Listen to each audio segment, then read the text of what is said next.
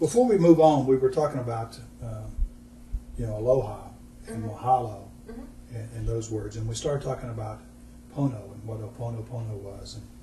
And before we go any further, I wanted to stop and back up just a second to what we talked about, because it really comes in with the pono is where you see it a lot, and that is that we talked about generating energy and using all your senses. Yeah.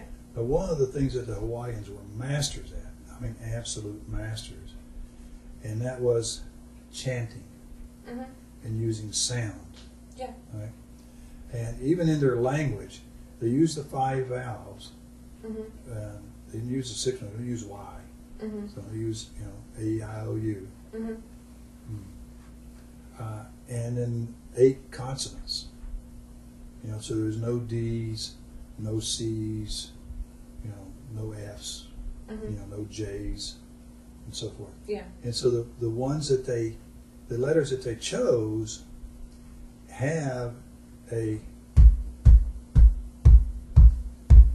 percussion instrument sound to them. And every society in the world has a percussion instrument that they use in all their ceremonies, their rituals, their handing down. Yeah. It's shown in their dances and their cultures and everything else.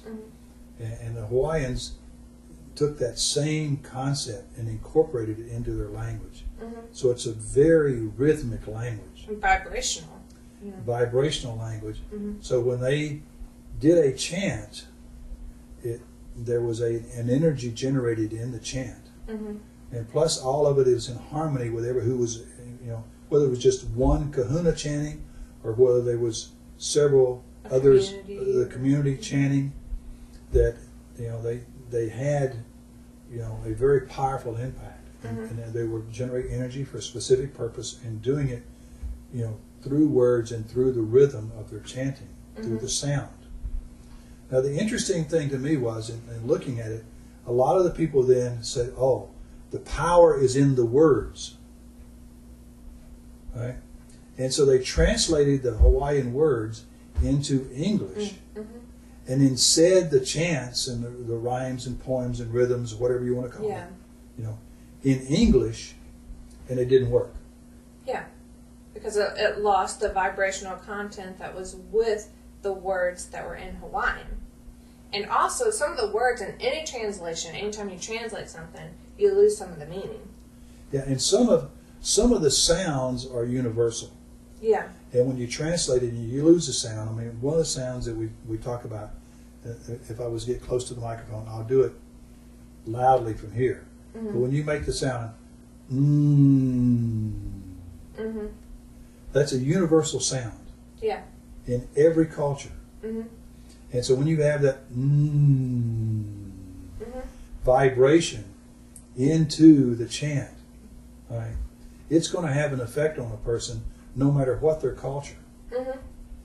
But if you take the word that generated that sound and you translate it, and now it may have the same meaning, but it loses the energetic content of that okay. Yeah. Then you lose the power of that word. Right? And so I just wanted to point that out. It's very important. So when you come to the workshops, we're giving you fundamentals here. We're teaching about breathing and energy generation and harmonics and controlling it and the difference in some of the words. And let's go back and get one more word with breathing before we move on, because we left out one, and that was the word howley. Now we pronounce it in English today as like Howlee or Ley, howley. But in ancient Hawaiian, the word was actually Haole, haole, or haole, right? And it meant lazy breath, or a person who didn't know how to breathe. This was the name they gave the white men. Yeah. Because they could see that the white missionaries, the foreigners coming into their country, were out of harmony. Right? They were all out of harmony with all of Hawaii. Right? And so they labeled them howlies, the people who didn't know how to breathe. So that now you had a direct contrast. Hawaii, the people who know how to breathe, and the foreigners who don't know how to breathe. Now, it's odd in a book that I read, they, you know, how they knew this. I mean, just by they, you know, watch just, you know, their stomach breathing. They saw that their chest was moving up here instead of down here, so they knew that they weren't breathing properly. Just breathing, by watching. They weren't breathing in an efficient manner to generate the energy that needed to be generated to manifest. Mm-hmm. Yeah. And so while the missionaries then walked in and deemed the Hawaiians pagans, the more you look into it, the more advanced, you know, it was the missionaries who were pagans. Yeah. And it was the Hawaiians who were, you know, far advanced, you know, in their way of understanding the world. Well, understanding the world and how the universe works. Yeah. And understanding energy and harmonics and harmony in all aspects of life. Well, and the Hawaiians, you know, were Polynesian. You know, I don't even know. Let's not even get into that. The Polynesian, the 13 tribes, and, you know, they went to Hawaii because it was an island out there untouched by, you know, all aspects of the world. You know, well, they went there knowing that what they had would remain untouched there for a longer period of time because it was so cut off from all other societies and cultures. Yeah, if you go back and what Sarah's alluding to, and we'll spend a couple minutes here on it, is that basically if you go back and look at the history of the Hawaiians, and they've been able to do DNA and all that kind of good stuff, and look at artifacts, archaeological, but basically the Hawaiians originated, you know, thousands of years ago of one of the 13 tribes, you know, around Jerusalem or the Middle East, whether they were the Sumerians. But of those, you can follow the migration of them to where they understood what was going on with energy, and it kept being corrupted by the conscious man.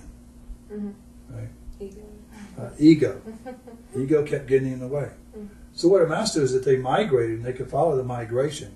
And you're exactly right. They were looking for a place to where they could hopefully get established and become so strong, you know, that they would go back and carry this throughout the world, where the whole world would live as the Hawaiians did, in harmony, versus, you know, getting contaminated and so forth and so on.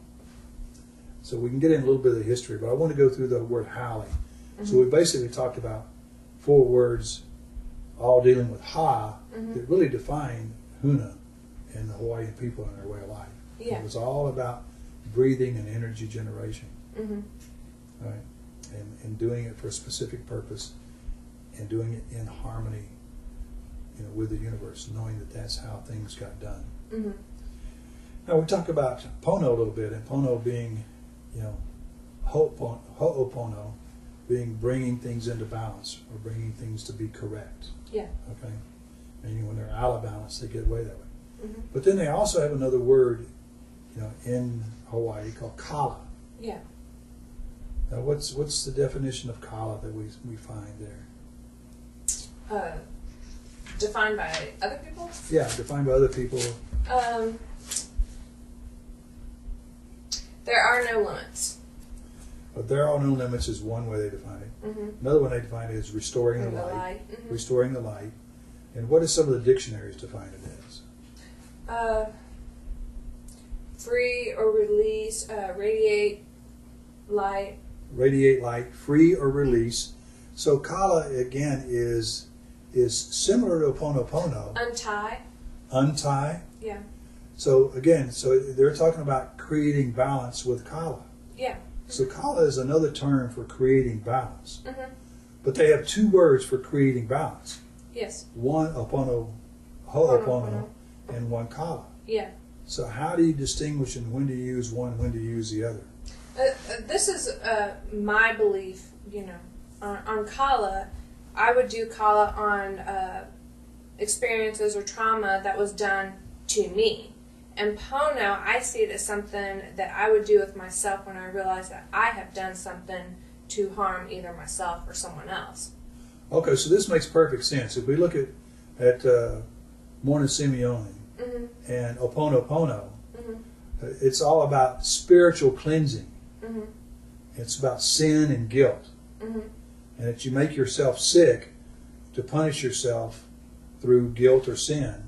And so when you clean yourself up, when you find God, or because she turned Christian, then that's Ho'oponopono. But if you were to fall off your bicycle,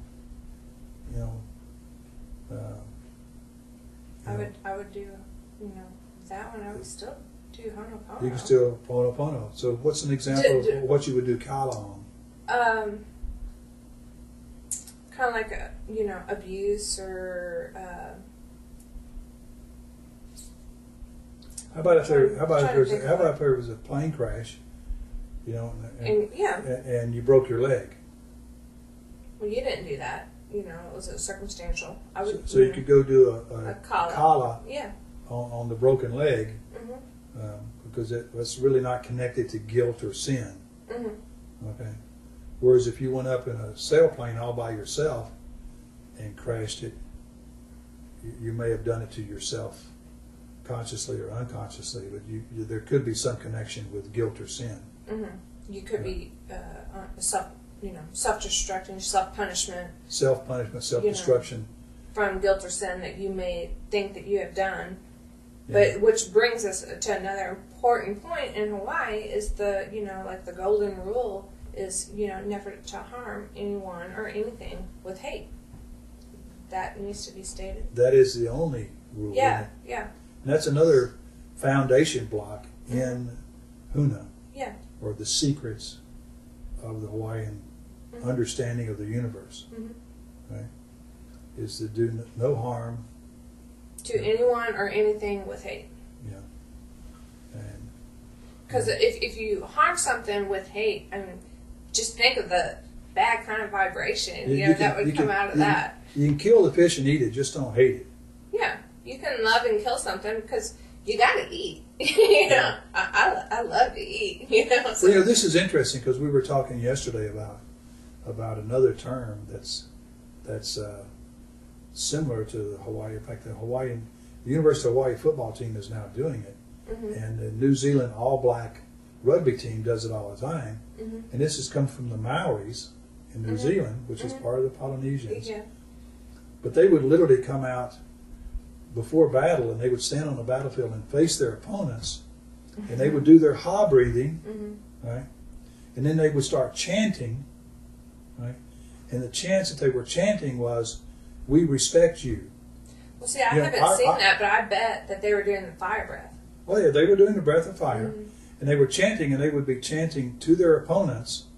Okay, they're getting ready to go into battle. They'd be to their opponent. They'd be chanting, "We respect you. We love you. We will bury you with honor once we kill you. We will look after your families. You are a great warrior to show up, knowing that you will be defeated." Right? So now you can call that psychological warfare or not, but what it amounts to is it from a Kala Ho'oponopono point of view, they did not, quote, kill their enemy with hate. No, they were showing respect. Exactly. Granted forbid, but like if your parent is ill, and I believe that there does come a point where you don't want them to be revived out of mutual respect. I wouldn't want to stay alive, be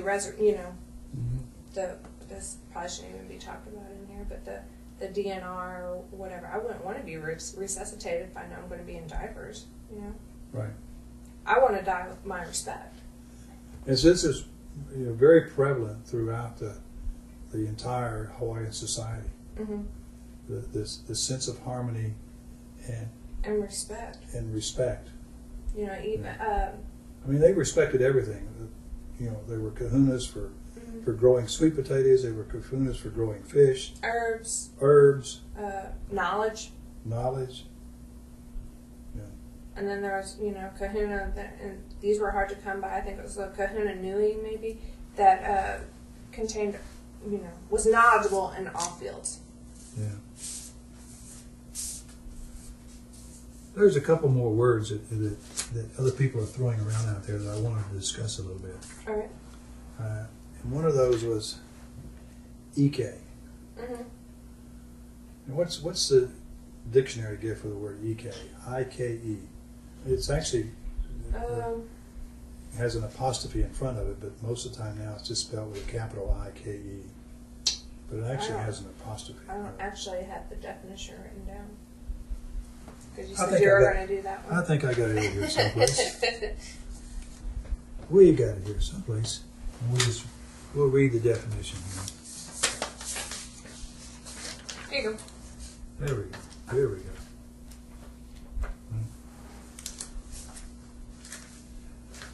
It's actually to know, to feel, to greet. Think about it, this is interesting. Mm-hmm. You know, to know, to feel, to greet, to recognize, to perceive, mm-hmm. to experience, to be aware, to understand, to know sexually, to receive revelations from, okay, knowledge, awareness. Mm-hmm. So this is EK. Mm-hmm. So from the standpoint of that being, and it's originally it's got an apostrophe in front of it, an I-K-E. Yeah. Right. You know, so how does that relate to some of the statements out there like, the world is what you think it is? Well, you create your world by the beliefs that you have. That's one way of looking at it. Another way of looking at it is, you know, all those words that Ike means is calling upon you to use a different sense besides your physical sense. Okay. Well, maybe that's your psychic senses and maybe that's the conflict I have with the terms. The world is what you think it is. Okay. Because because think refers. Well, the world is what you think it is. That's Yohane. That's Yohane. That's not a balanced perspective. Right. Of that meaning. Because you're not perceiving anything. You're not being aware of anything. And then Ike, if you look at it, it has a logical standpoint, which is the Yohane, and then it has the, you know, Uniyupili sense of, you know, the psychic sense. The knowing. Perceiving, yes. The perceiving. Yes. So, you know, and the Amakua also assist in, you know, because the Amakua and Uniyupili communicate. So the Amakua, if it gets a message from another Amakua, it then can send that message to Uniyupili. But you have to be able to perceive or know or, you know, be able to accept that. So, you know, in the true sense of Ike, the definition is a, you know, a balanced perspective if you look at it from the actual definition of the word.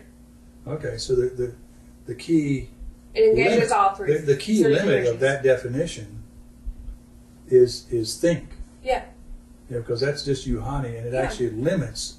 That's only engage in one field. Right. Mm-hmm. Or oneself. Right. Yeah. You know. Because you know, it's interesting because if I according to Ike there, EK, and the world is what I think it is, and I think the world is without gravity. Mm-hmm. I got a big problem when I jump off the building. Yeah, you do. Okay? Mm-hmm. Because I'm not allowing my other senses to come into play. Mm-hmm.